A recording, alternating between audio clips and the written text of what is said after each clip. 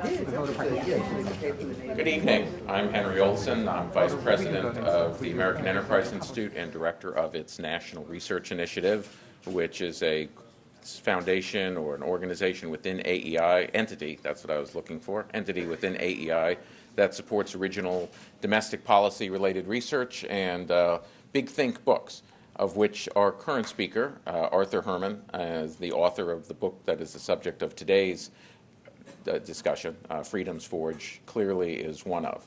The 2012 election is in many ways a debate over the 1932 election. Should we continue or extend the legacy of Franklin Delano Roosevelt in establishing the federal government as one of the preeminent directors, if not the preeminent director, of American economic life? Or should we embrace the creative animal spirits of free enterprise capitalism and trust more to ourselves and more to the great men and women who fuel our nation's economy and whose ideas and innovations change our lives when we look to the future of American public policy? Economists and historians have debated whether or not Roosevelt's move in his signature domestic accomplishment, the New Deal, actually helped or hurt, whether or not it prolonged the Great Depression or helped bring us out of it. But whatever side you take in that debate, there's virtually unanimous common wisdom agreement that the stimulus provided by World War II's rearmament and continued purchase of munitions and vehicles and other things to fight the Nazis and to fight the Japanese ultimately pulled America out of the recession. And of course, when we do that, the common wisdom focuses on the collective. They focus on the government. They focus on rationing, shared sacrifice, Rosie the Riveter, government propaganda films, the Board of Production Board. And the implication of that, sometimes voiced by many people today who argue that President Obama should move more strongly in embracing this legacy, is that this is a time when the government finally got the private sector out of the way.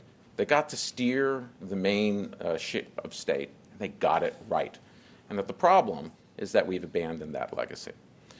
Arthur Herman's book, Freedom Forge, shows that none of that common wisdom is true. That ultimately, what saved America and saved the world was not the government finally getting it right, but private industry and all of the innovation and creative animal spirits that had been herded into the corner for the previous decade that came roaring out to save ourselves and save the world. Without much further ado, let me introduce Arthur Herman, who is a noted historian and book author. He's the author of How the Scots Invented the Modern World, a New York Times bestseller, and Gandhi and Churchill, The Epic Rivalry, which was a Pulitzer Prize finalist. We can only hope that Freedom's Forge brings so much critical and commercial attention. Arthur. Thanks so much. How are all of you? Wet. Yeah, thanks for coming out. The weather has been, should we say, less than cooperative, but I'm glad to see so many faces, many of them familiar, many of them new to my audiences. I also want to thank our hosts, American Enterprise Institute, for all of their help, not just with this event, but also with the work and research that I've done for this book, Freedom's Forge, and for all of the help and support from colleagues and others who have been so instrumental in helping me to not only shape the ideas that are contained in this book, but also to give me a sense about what the real value of intellectual collaboration and cooperation is really all about. And just as I discovered in many ways that capitalism, contrary to myth, is not just about competition, and it's also about cooperation, and it is in many ways a cooperative venture, and so also is intellectual endeavor. Now, what I want to do here tonight is to tell you a story. And this is a story that usually is told backwards. If you go to the textbooks, you go to the movies, you go to the usual discussions of this, very often you will see an illustration, something like this, when talking about the theme, which is American wartime production in World War II. scenes like this, B-29s being built at the fabled Boeing facility in Wichita, Kansas. And it's the story, as my introducer Henry Olson has just told you, of collective effort, of government directing the resources of the American economy towards a single collective end and achieving in the process an outpouring of American wartime materiel of the like the world had never seen before. 70% of all of the war equipment used by the Allies in World War II came out of American factories. It's an incredible story. It's the industrial miracle of the 20th century, what occurred there. But what I'm going to tell you is a story that shows that the usual version has this backwards. That where we usually starts is where it should finish. And where it should start, actually, is not in factories like Wichita's B-29 plant, but back in the spring of 1940. And I want to put you in the place of the man who would, in fact, set this entire process rolling, namely Franklin Roosevelt. As he gets news, sitting in the Oval Office, that a new kind of warfare, blitzkrieg warfare, mass mechanized warfare supported by mass air power, is sweeping across Western Europe and overwhelming the democracies of Europe, France, and also threatening to do the same to Britain.